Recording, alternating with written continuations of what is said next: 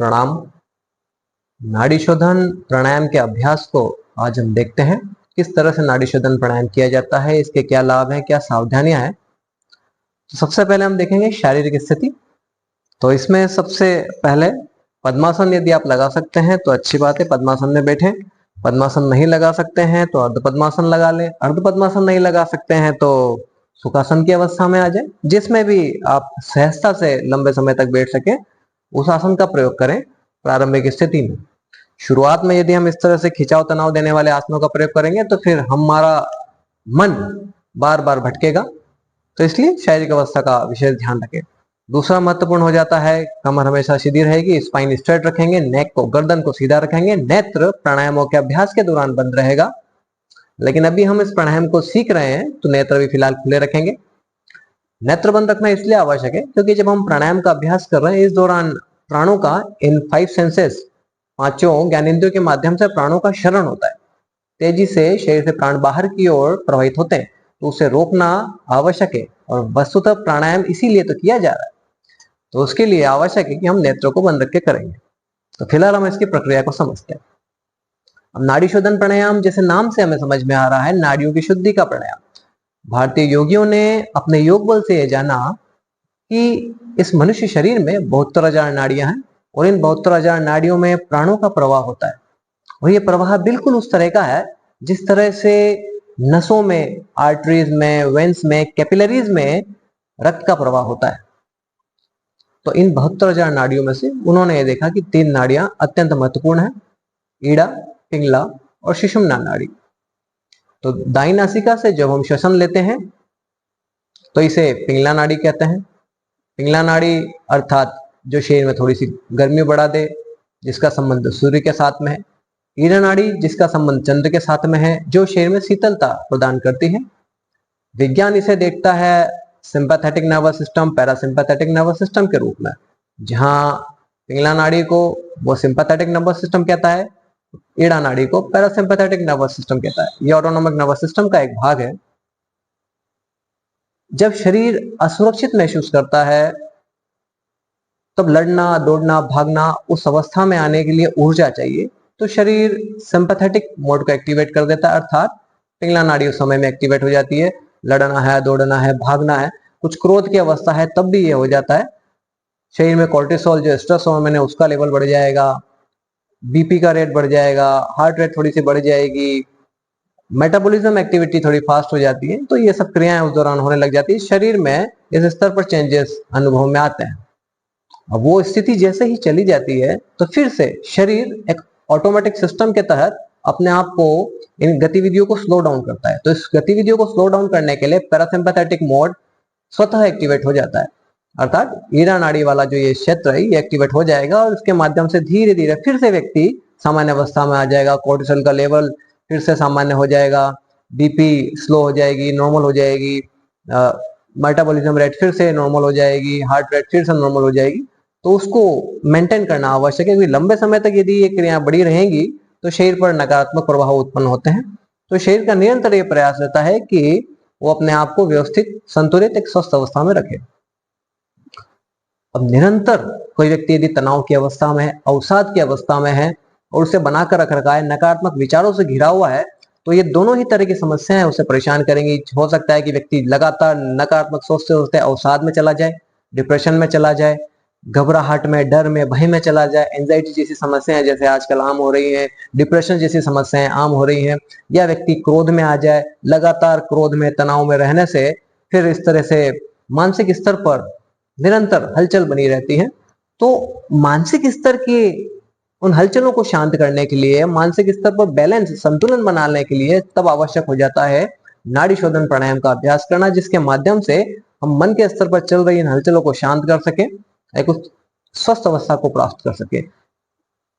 शरीर को सुरक्षित रखने के लिए आदिम काल से मनुष्य प्रयास कर रहा है। पहले गुफाओं में रहता था, धीरे धीरे मकान बनाने लगा, सुख सुविधाओं के अन्य साधन भी जुटा लिए, बाहरी तौर पर अपने आप को सुखी, समृद्ध, सुरक्षित रखने के लिए। लेकिन भीतर का क्या, आंतरिक तौर पर मन के लिए, मस्तिष्क के लिए व्यक्ति ने क्या किया, उसकी सुरक्षा के लिए कोई उपाय है क्या हमारे पास? निश्चित ही भारतीय ऋषियों ने इस तक के तत्व खोजे हैं। इन मन को स्वस्थ रखने के लिए, मस्तिष्क को स्वस्थ रखने के लिए प्राणायाम जैसी, ध्यान जैसी विधियों का उन्होंने आविष्कार किया। तो इसी विधि को हम यहाँ सीख रहे हैं, जिसके माध्यम से हम हमारे मन को स्वस्थ रख सके, मस्तिष्क को स्वस्थ रख सके। जब हम नाड़ी शोधन प्राणायाम का अभ्यास करेंगे तो ऐसा नहीं है कि सिर्फ मन के स्तर पर हम संतुलित होंगे, मस्तिष्क के स्तर पर भी इसके माध्यम से सकारात्मक प्रभाव उत्पन्न होकर के आते हैं। क्योंकि आज साइंस भी इस बात को कह रहा है कि राइट नोस्ट्रल से जब हम श्वास लेते हैं तो इसका सीधा संबंध हमारे मस्तिष्क के लेफ्ट हेमिस्फीयर से है, और लेफ्ट नोस्ट्रल का सीधा संबंध हमारे मस्तिष्क के राइट हेमिस्फीयर से। अर्थात मस्तिष्क की उन क्रियाओं को सीधे तौर पर प्रभावित किया जा सकता है, जहां लॉजिकल थिंकिंग हमें करनी हो, जहां मैथमेटिकल कैलकुलेशंस करनी हो, जहां साइंटिफिक रिसर्चेस हमें करनी हो, तो उस, या तार्किक लॉजिकल थिंकिंग की जब बात आती है तो उस समय में राइट नोस्ट्रल से श्वास जब हम लेते हैं तो लेफ्ट ब्रेन एक्टिवेट होता है, और ये इस चीज को इंडिकेट करता है कि वहां व्यक्ति में उस तरह की गतिविधियां बढ़ सकती हैं। वहीं इसमें क्रिएटिविटी बढ़ाना चाहते हैं या इमोशनल इम्बैलेंस की कमी है उसे ऊपर उठाना चाहते हैं, तो उसमें फिर हम राइट हेमिस्फीयर को एक्टिवेट करें, अर्थात ईडा नाड़ी को एक्टिवेट करें, तो इस तरह से मस्तिष्क भी अपनी स्वस्थ अवस्था में आ सकता है। हाँ, इसके अपने शारीरिक लाभ हैं, जिसके बारे में काफी कुछ आप सब जानते भी हैं, इसलिए हम उन शारीरिक लाभों के बारे में विशेष चर्चा नहीं कर रहे, क्योंकि जब हम प्राणायाम का अभ्यास करते हैं तो ऑक्सीजन बढ़ती है, ऑक्सीजन बढ़ेगी तो लंग्स में ज्यादा ऑक्सीजन जाएगी, ज्यादा ऑक्सीजन जाएगी तो स्वाभाविक बात है आपका ब्लड ज्यादा प्यूरिफाई होगा, ज्यादा ऑक्सीजन कैरी करेगा। ये ज्यादा ऑक्सीजन आपके शरीर के भीतर के जितने ऑर्गन्स हैं, जितने टिश्यूज हैं, जितने सेल्स हैं, सभी को मिलेगी, तो सभी में एनर्जी का अनुभव बढ़ने लगेगा, ऊर्जा का अनुभव व्यक्ति को होने लगेगा। तो मात्र कुछ समय के, कुछ दिनों के अभ्यास से शारीरिक स्तर पर यह महत्वपूर्ण उपलब्धि तो मिल ही जाएगी कि ऊर्जा का अनुभव होने लग जाए, लंग्स मजबूत हो जाएं। हम इससे गहरी बात कर रहे हैं मन के स्तर की, हम इससे गहरी बात कर रहे हैं मानसिक बौद्धिक स्तर पर उपलब्धियों को प्राप्त करने की। तो उसके लिए हम इस प्राणायाम की विधि को देख रहे हैं।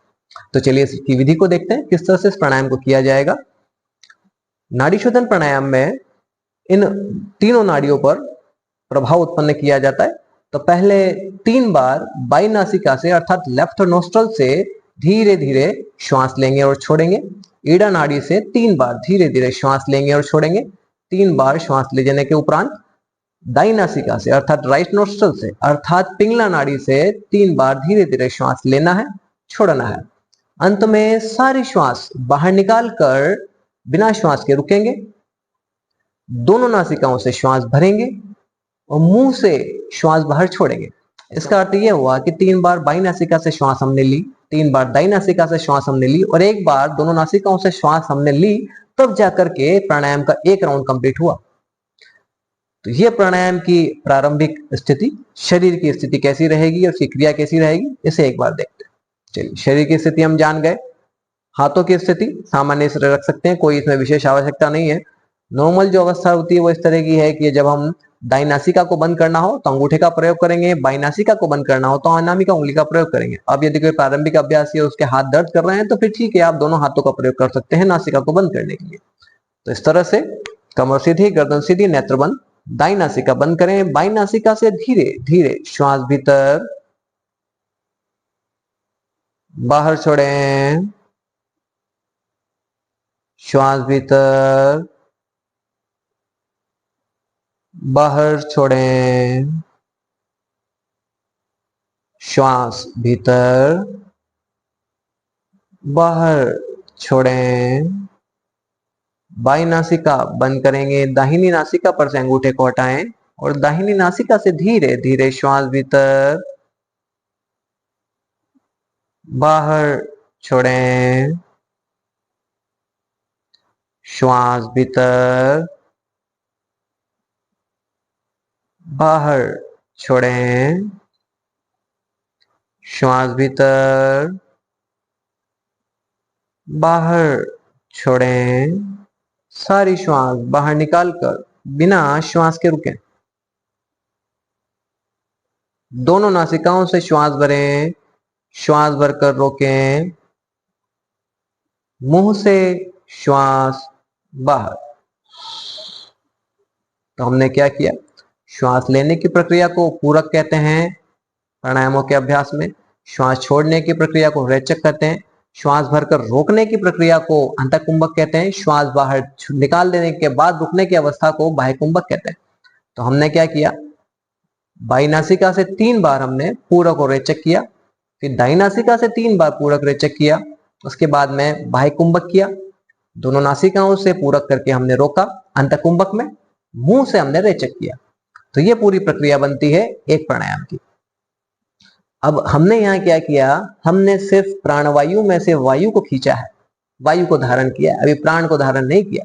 तो प्राण तब तक हमारे शरीर के भीतर धारण नहीं हो सकते जब तक हम उसके साथ में भावनाओं का समावेश न करें। जितनी ही उत्कृष्ट भावनाएं और जितनी ही प्रगाढ़ भावनाएं होंगी, उतना ही श्रेष्ठ से श्रेष्ठ स्तर का प्राण हम हमारे भीतर धारण करने की क्षमता बढ़ाते चले जाएंगे। इसके लिए क्या करना है, जब हम बाई नासिका से अर्थात ईड़ा चालन कर रहे हैं, अर्थात ईड़ा नाड़ी से जब हम श्वसन ले रहे हो, पूरा को रेचक कर रहे हो, तब ध्यान ये रहेगा, क्योंकि ये चंद्र नाड़ी है तो शीतलता का ध्यान करेंगे। भावनाएं करेंगे, चंद्रमा का प्रकाश, चंद्रमा का तेजस्वी प्रकाश, वो शीतल प्रकाश नासिका से भीतर प्रवेश कर रहा है, नाभि क्षेत्र में एकत्रित हो रहा है। जब श्वास बाहर छोड़ेंगे तो भावना करेंगे, भीतर के सारे रोग, दोष, दुर्गुण, नकारात्मकता काले धुएं के रूप में बाहर निकल रही है। तो 3 बार बाई नासिका से इन्हीं भावनाओं को करेंगे। फिर दाई नासिका से जब हम प्रारंभ करेंगे तो भावना करेंगे, चूंकि ये सूर्य नाड़ी है तो स्वाभाविक है सूर्य का ध्यान इसमें किया जाएगा। तो यहां हम ध्यान करेंगे सूर्य का तेज, सूर्य की ऊर्जा, प्राण शक्ति नासिका से भीतर प्रवेश कर रही है और नाभि क्षेत्र में एकत्रित हो रही है। श्वास बाहर छोड़ेंगे तो भावना करेंगे, भीतर के सारे रोग, दोष, दुर्गुण, नकारात्मकता काले धुएं के रूप में बाहर निकलती चली जा रही है। तो इन भावनाओं में प्रगाढ़ता होना आवश्यक है। फिर जब दोनों नासिकाओं से श्वास भरकर रोकेंगे तो भावना करेंगे, संपूर्ण शरीर प्राण तत्व से लबालब भरा हुआ है, और मुंह से अंत में श्वास बाहर निकाल दें। तो चलिए इस प्रक्रिया को भी एक बार देखते हैं, पूर्ण भावनाओं के साथ में, निष्ठा के साथ में और इस विश्वास के साथ में कि निश्चित ये प्राणायाम कार्य करता है। चलिए, कमर सीधी, गर्दन सीधी, नेत्र बंद। दाई नासिका बंद करें, अपना पूरा ध्यान बाई नासिका पर लेकर के जाएं, सारी श्वास बाहर निकाल दें। प्रारंभ करते हैं पूरक से। ध्यान चंद्रमा की शीतल किरणों का। भीतर प्रवेश करती हुई चंद्रमा की शीतल किरणें नासिका से होते हुए नाभि क्षेत्र में एकत्रित होती हुई, प्राण तत्व नाभि क्षेत्र में एकत्रित होता हुआ बाहर जाती श्वास के साथ में भावना करेंगे, भीतर के सारे रोग, दोष, दुर्गुण, नकारात्मक ऊर्जा काले धुएं के रूप में बाहर निकलती चली जा रही है। दूसरी बार फिर से इन्हीं भावनाओं को दोहराते हुए भीतर श्वास लें और बाहर छोड़ें। तीसरी बार फिर से इन्हीं भावनाओं को दोहराते हुए पूरक करें और रेचक करें। बाई नासिका बंद करेंगे, दाहिनी नासिका पर से अंगूठे को हटाएं। सूर्य का ध्यान, सूर्य की तेजस्वी किरणें, प्रकाश कण दाहिनी नासिका से श्वसन के साथ भीतर प्रवेश करते हुए नाभि क्षेत्र में एकत्रित होते हुए बाहर जाती श्वास के साथ में भीतर की नकारात्मकता, भीतर के सारे रोग, दोष, दुर्गुण, कषाय, कल्मश बाहर निकलते हुए काले धुएं के रूप में। दूसरी बार फिर से पूरक करें, इन्हीं भावनाओं के साथ रेचक करें। तीसरी बार फिर से श्वास भीतर बाहर छोड़ें। सारी श्वास बाहर निकालकर बाह्यकुंभक में रुकेंगे। दोनों नासिकाओं से श्वास भरें, श्वास भरकर रोकें। अंतःकुंभक में संपूर्ण शरीर को प्राण तत्व से लबालब भरा हुआ अनुभव करें, ऊर्जा का अनुभव। मुंह से श्वास बाहर। तो इस तरह से प्राणायाम की प्रक्रिया, पहले वाली स्टेज में हमने समझा इसका मैकेनिज्म, दूसरी वाली प्रक्रिया में हमने समझा इसके साथ में किस तरह से भावनाएं जोड़ी जाएंगी। तो इस तरह से ये पूरा प्राणायाम बनता है।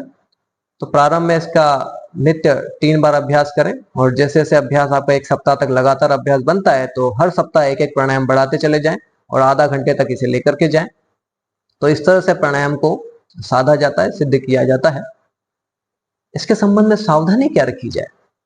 सावधानी की जो हमारी बात हुई कि एक तो स्पाइन स्ट्रेट रहेगी, मेरुदंड सीधा रहेगा, गर्दन सीधी रहेगी, दूसरी महत्वपूर्ण बात यह आ जाती है कि जो हम श्वसन ले रहे हैं, श्वास लेने और छोड़ने दोनों की जो टाइम ड्यूरेशन है उस टाइम ड्यूरेशन पर कमांड रहे हमारी।